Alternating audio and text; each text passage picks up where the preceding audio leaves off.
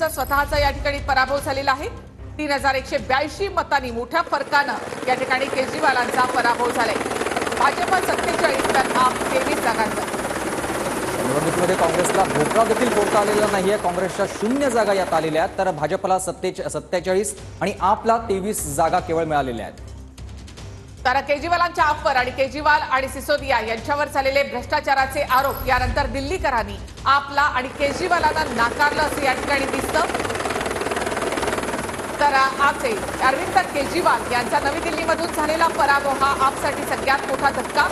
तर भ्रष्टाचाराचे आरोप आणि तुरुंगवारी यानंतर केजरीवाल आणि मनीष सिसोदिया यांना दिल्लीकरांनी नाकारलं असं या ठिकाणी पाहायला मिळतंय।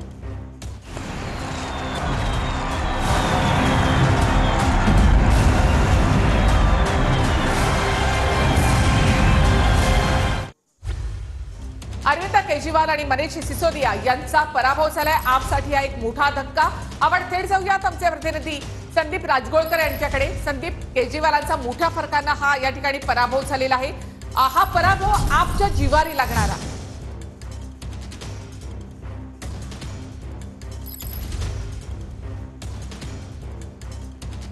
तर अरविंद केजरीवाल आणि मनीष सिसोदिया यांचा पराभव आपसाठी मोठा धक्का आहे, आपच्या जिवारी लागणार आहे। दोन्ही नेते तुरुंगवारी करून आले होते आणि त्यामुळे दिल्लीकरांनी या दोन्ही नेत्यांना नाकारलं असं पाहायला मिळतं। जनता की अदालत में जाएंगे असं अरविंद केजरीवाल यांनी म्हटलं होतं, मात्र अखेर नवी दिल्लीकरांनी अरविंद केजरीवाल यांना देखील नाकारल्याचं या ठिकाणी पाहायला मिळतंय। आतापर्यंत 3 वेळा अरविंद केजरीवाल मोठ्या मतांनी या ठिकाणी विजयी झालेले होते, मात्र यावेळेला शेवटपर्यंत केजरीवाल पिछाडीवर होते। आपचे उमेदवार अवध ओझा यांचा देखील पराभव झालेला आहे।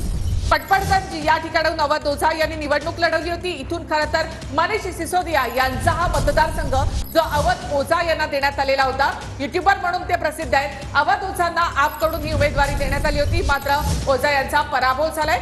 या सगळ्यासाठी जाऊयात आमचे प्रतिनिधी संदीप राजगोळकर यांच्याकडे। संदीप,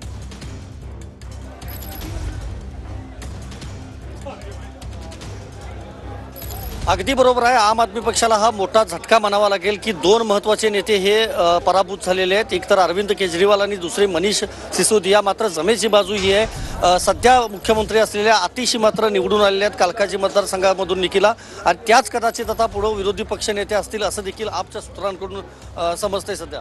मी सध्या भाजप कार्यालयातलं हे चित्र दाखवतो। अजूनही जल्लोष जो आहे तो या ठिकाणी केला जातोय। हातामध्ये झेंडे घेऊन श्रीरामचा नारा देत हे सगळे कार्यकर्ते जे आहेत ते दाखल होत आहेत। आणि परवेश वर्मा यांनी काही वेळापूर्वी केंद्रीय गृहमंत्री अमित शाह यांची देखील भेट घेतलेली आहे। त्यामुळे मुख्यमंत्री पदाबाबतच्या ज्या हालचाली आहेत त्या सुरू झाल्या म्हणता येईल।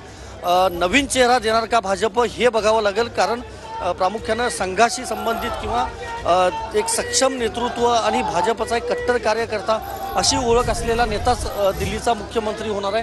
त्याबाबत खरं तर सुतोवाच सगळ्याच नेत्यांनी केलेले होते, आणि आता हे सगळे पदाधिकारी असतील, कार्यकर्ते असतील, हे भाजपच्या या कार्यालयामध्ये दाखल होत आहेत। आज रात्री 7:45 वाजता पंतप्रधान मोदी हे भाजपच्या मुख्यालयामध्ये जाणार आहेत। हे प्रदेश कार्यालयातलं सध्याचं चित्र मी दाखवतोय, आणि तिथं देखील सेलिब्रेशन असणार आहे मुख्यालयामध्ये आज रात्री। त्यामुळे उद्या कदाचित भाजपची एक महत्त्वपूर्ण बैठक होऊ शकते, आणि शपथविधीची जी तारीख आहे ती आणि मुख्यमंत्री पदाचा चेहरा कोण याबाबतचा निर्णय कदाचित होऊ शकतो भाजप हायकमांडच्या उपस्थितीमध्ये। त्यामुळे त्याचीच आता खरं तर प्रतीक्षा असणार आहे। क्या लगता है आपको, कौन होगा अभी सीएम दिल्ली का? ये तो मैनेजमेंट ही डिसाइड करेगी बीजेपी की। केजरीवाल हार गए, क्या कारण लगते हैं? उनके सारी नाकामियां रही हैं उनके हारने में। उन्होंने कोई भी दिल्ली को अच्छा काम नहीं करके दिया। दूषित यमुना, टूटी हुई सड़कें, पब्लिक का विश्वास टूटा हुआ, ये सब उनके हार के कारण है।